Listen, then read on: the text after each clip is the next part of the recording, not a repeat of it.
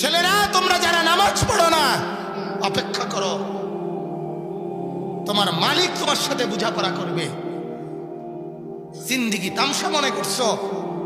চুলের একটা কাটিং আর মোটরসাইকেলের ড্রাইভিং আর মোবাইলের উলঙ্গ ছবি দেখা, এই তিনটারে মনে করছো জিন্দেগি? এই সুন্দর যৌবন, আল্লাহ তাআলা বলছে বান্দা জীবনের তিনটা হালাত, একটা দৌফ শুরুতে দুর্বল, আরেকটা শেষে বৃদ্ধকালীন দুর্বল। আমি কুওয়াত শক্তি তো দেই কেবল মাঝখান দিয়া, যৌবনকালে যেটুকু সময় শক্তি দিলাম এটুকু সময় জিনা, বেবিচার, মদ, জুয়া, ফ্যান্সি, ইয়াবা, এরপরে নর্তকী দেখা, পরের মেয়ের পিছে পিছে ঘোরা, রাত 12টা 14টা 14 ঘন্টা উলঙ্গ ছবি দেখা, এভাবেই যে জিন্দেগি যারা পার করছে, মুসলমান আপনাদের যাদের ঘরে সন্তান এভাবে জিন্দেগি পার করছে, আপনারা কিছুই করতে পারলেন না, আপনাদের ব্যর্থ জীবন নিয়ে আপনারা কবরে যাইতে হবে। সংসার সোফা দিয়ে সাজে না, সংসার সোফা দিয়ে সাজে না। যার বিবি বাচ্চা নেককার, তার সংসার সাজছে, সাজগোজ হইছে। সোফা দিয়ে সংসার সাজে না, সেজদা দিয়ে। কি দিয়ে বলেন না? সেজদা দিয়ে।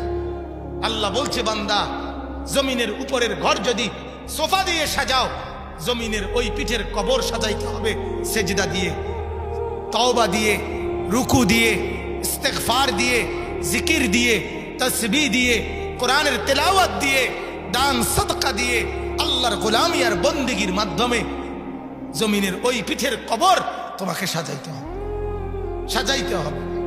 অতএব আমি প্রতিদিন বলি এ কথা বাজান, আমার জিন্দেগির আফসোস আজ মুসলমান তার সংসার চেনে না, মুসলমান সংসার চেনে না।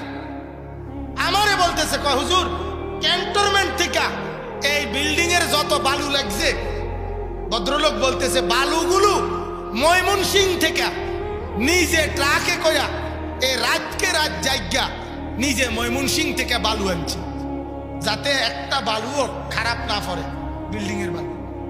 এরপরে হাউস করছে, হাউস করে ওই বালু আবার ধুইছে, ধুইয়া এরপরে ওই বালু আবার শুকাইছে, এরপরে ওই বালু দিয়া আস্তর করছে বিল্ডিং এর, ময়মনসিংহের ওই বালু দিয়া। আমি বললাম ভাই আমার এটা বুঝে আইছে, আমি হাসতে হাসতে কইলাম যে বালু ধুইয়া লইছেন যাতে বালুর মধ্যে কোনো বালু না থাকে, বুঝেন না কথাটা? বালুর মধ্যে যাতে কোনো বালু না থাকে এর লেগে ভালো করে বালু ডিরে ধুইয়া লইছেন, এই না? তাইলে আপনি চিন্তা করেন এক বিল্ডিং এর বালুর জন্য যদি ক্যান্টনমেন্ট থেকে ময়মনসিং তুমি এত কষ্ট করতে পারো, যে ঘর বানাইলা সে ঘরে তোমার ছেলে এক ওয়াক্ত নামাজ পড়ে না, বিবি নামাজ পড়ে না, ছেলে নামাজ পড়ে না, ঘরে টেলিভিশন চলছে সকাল দুপুর বিকাল রাত। আপনি বলেন তাইলে এই সোফা, এই খাট, এই পালং, এই বিল্ডিং, এই দালান এগুলোই সংসার, আর ওইগুলো সব অমানুষ, ওইগুলো নাফরমান, ওইগুলো আল্লাহর নাফরমানি করছে, এগুলো সংসার না, এগুলোর কোনো দরকার নাই, এদের কোনো গুরুত্ব নাই, ঠিক না? আশ্চর্য ছাড়া আর কি, আশ্চর্য ছাড়া আর কি। আমারে বলছে মুরব্বী হুজুর একখান বিল্ডিং করছি, 4খান রুম, 4খানে বাথরুম, প্রত্যেক রুমে টয়লেট। বাপরে বাপ, মানে ওনার খুশি কে কয় মনে যেন হিমালয় পর্বত বিজয় করছে। কত বড় সৌভাগ্য ওনার, উনি 4টা রুমে 4টা বাথরুম দিছে। এটা কি খামখেয়ালি কথা? জিফুত নাতি নাতনির লেগে আর কি করতো? হ্যাঁ, কথা বুঝছেন না? নাউজুবিল্লাহ, এই কি ইমানদারের কথা? এক মুসলমান গর্ব করে বলার মতো বিষয় এটা যে 4টা বাথরুম, 4টার মধ্যে 3 ছেলে ইটালি। সেজদাওয়ালা বলেন, সেজদাওয়ালা আমার শায়েখ আরিফ বিল্লাহ আল্লামা মুফতি মুশতাকুর নবী সাহেব হযরত, ওনার বাবার, ওনারা 10 ভাই। কয় ভাই? 10 জন ভাই একবার করে, 3 জন বোন, 13 জন ভাই বোন। আলহামদুলিল্লাহ এই 10 জন সন্তান হুজুরের, ওনার আব্বা শায়েখের আব্বা জানো আমার উস্তাদ হযরত মাওলানা আব্দুল কুদ্দুস রহমাতুল্লাহ আলাইহি, উনি তার 10 সন্তানকে 10 জনই আলেমে দ্বীন, হক্কানি রব্বানি আলেম, আল্লাহর কসম এটা ওই বাবার জীবনের শ্রেষ্ঠতম পুঁজি। এটা গর্ব করে বলার মতো বিষয়, এটা অহংকার করে বলার বিষয়। আমার 10 ছেলে মাওলার কোরআন পড়ে, আমার 10 ছেলে মাওলার সেজদা করে, এটা না বলার কথা ছিল মুসলমান। আজ জিন্দিগি উল্টায় ফেললেন, আজ বুঝ উল্টায় ফেললেন। আজ বুড়া মানুষেরও এক কথা, জোয়ান মানুষেরও এক কথা, বাপেরও কথা ফুলাগার টাকা পয়সার একটা লাইন করা, দাদারও এক কথা নাতির টাকা পয়সা আয় রোজগারের একটা লাইন করা। অথচ দাদাও দেখে নাতি নামাজ পড়ে না, বাপেও দেখে ছেলে নামাজ পড়ে না, মাও দেখে ছেলে নামাজ পড়ে না। এরপরও মার চোখে কোনো পানি নাই, বাবার চোখে কোনো পানি নাই, দাদার চোখে কোনো পানি নাই। অথচ আল্লাহর কসম, যে ঘরের ফ্যামিলির সদস্যরা নামাজ পড়ে না, ওই ঘরওয়ালারা চিৎকার করে কাঁদার কথা যে আমার কি হবে, আমার সংসার তো বিরান হয়ে গেছে, আমার ঘরে তো কেউ সেজদা করে। কথা তো হওয়ার কথা ছিল এইটা, ইনসাফ তো ছিল এইটা, মিয়া বিবেকের দাবি তো ছিল এইটা। তো আল্লাহ তাআলা বলেন ইন্নামা আমরুহুম ইলাল্লাহ, বন্ধু বিষয়টা আমি বুঝবো। ফায়ুনাব্বিউহুম সুম্মা ইউনাব্বিউহুম, হ্যাঁ শেষ, সুম্মা ইউনাব্বিউহুম বিমা কানু ইয়াফআলুন। অতএব আল্লাহ তাআলা বলেন বন্ধু আমি আমার কাছে আই না, আপনাকে কিছু বলবো না, আপনার উম্মতের ব্যাপারে আপনাকে আমি কোনো জবাবদিহি করতে হবে না।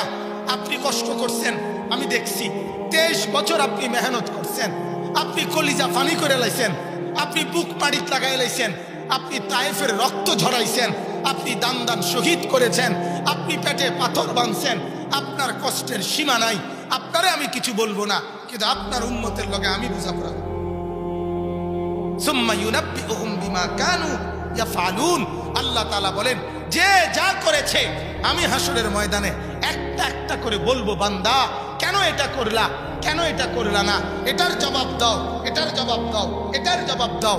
ওয়াকিফুহুম ইন্নাহুম মাসউলুন, দাঁড় করায় করায় জিজ্ঞাসা করব।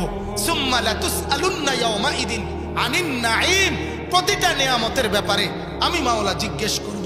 অতএব আল্লাহ তাআলার কাছে জবাব দিতে হবে, হবে কিনা বলেন? হায়াতের জবাব দিতে হবে কিনা বলেন? এই ঘন্টা মিনিট এই সময়ের জবাব দিতে হবে। আল্লাহ তাআলা বলেন আমি হাসরের ময়দানে জিজ্ঞাসা করে করে এরপরে আমি বিনিময় দেব। তবে বিনিময় কিভাবে দিব এটাই শেষ কথা। আল্লাহ বলেন মান জাআ বিল হাসানা ফালাহু আশরু আমসালিহা, যে একটা নেক কাজ করবে আমি তাকে এর বিনিময়ে কম পক্ষে 10টা নেকি দান। আল্লাহ পাক বলে অন্য আয়াতের মাধ্যমে 10ও না, প্রত্যেক 10-এর লগে আমি আমার দয়ায় নেকি আরো বাড়ায় দেব। ওমান জাআ বিসাইয়্যিআ, আর যে একটা গুনাহ করবে ফালা ইউজজা ইল্লা মিসলাহা, আমি আল্লাহ তার আমলনামায় বাম কাঁধে প্রত্যেকটা গুনার বদলে একটাই লিখবো গুনাহ, গুনাহ বাড়াবো না। গুনাহ একে এক, একে কত? 1, তো নেকি একে কত? 10, 10ও না, 10-এর চাইতে বেশি, কিন্তু গুনাহ কত? একে এক। অহুম লা ইউজলামুন, আল্লাহ পাক বলে কারো উপরে কোনো জুলুম করা হবে না। শেষ একটা হাদিস শুধু বলি, নবীজি সাল্লাল্লাহু আলাইহি সাল্লাম বলে উম্মত তোমরা শুনলা আল্লাহ নেকি একে দিবে 10, সেই 10 বাড়াইয়া 70, 700, 7000, 7 কোটি অগণিত দিবে। আর গুনাহ একে এক দিবে, কিন্তু সেই একও কমপক্ষে 3 বার ফেরেশতা বাম কাদের অপেক্ষা করে, ডান কাদের ফেরেশতাকে জিজ্ঞাসা করে গুনাহ লিখতাম একটা, ডান কাদের ফেরেশতা কয় একটু অপেক্ষা করো, তওবা করেনি দেখো, তওবা করেনি দেখো। বাম কাদের ফেরেশতা তৃতীয়বারে বলে 3 বার অপেক্ষা করলাম, তওবা তো করলো না। ডান কাদের ফেরেশতা তখন বলে তো এখন লেখো, তবে একই লিখবা। লিখছে এক। এরপর আল্লাহ তাআলা বলে রাখে ফেরেশতা আমার বান্দা এই 3 মুহূর্তে পরে তওবা করে নাই, কিন্তু যদি 3 দিন পরে, 3 মাস পরে, 3 বছর পরে, 70 বছর পরে, 90 বছর পরেও যদি আমার বান্দা কোনোদিন রাত গভীরে হলেও একাকী চোখের পানি ফেলে আমার কাছে তওবা করে, আমি ওয়াদা দিলাম তখনও মাফ করব, সব মাফ করে দেব, সব। 90 বছরের খাতা একসাথে ধুয়ে বুঝে সাফ করে দেব, গুনার পৃষ্ঠা নেকি দিয়া পুরায় দেব। এরপরে নবীজি শেষ যে কথাটা বলছে, উম্মত আল্লাহ তোমার গুনাহ একে তো একে এক লেখে, সেটাও 3 বার অপেক্ষা করে লেখে, সেটাও আবার তাকায়া থাকে তওবা করলো কিনা। 90 বছর পরেও তওবা করলে মাফ করে দিবে এই ওয়াদা দিল।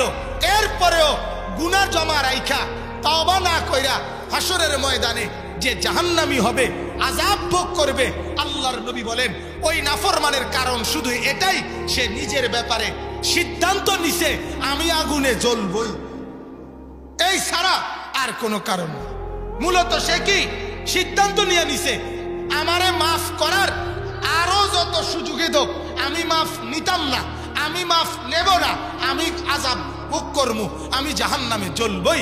এরকম দুর্ভাগা, এরকম পাপিষ্ট, এরকম গাদ্দার ছাড়া আর কোনো কারণ নেই। নাহলে জাহান্নামী হওয়ার কি কারণ? এতভাবে মাফ করার সুযোগ থাকার পরেও কেন জাহান্নামী হব? আল্লাহ আমাদেরকে বুঝার তৌফিক দান করুক। সকলেই বলেন আমিন।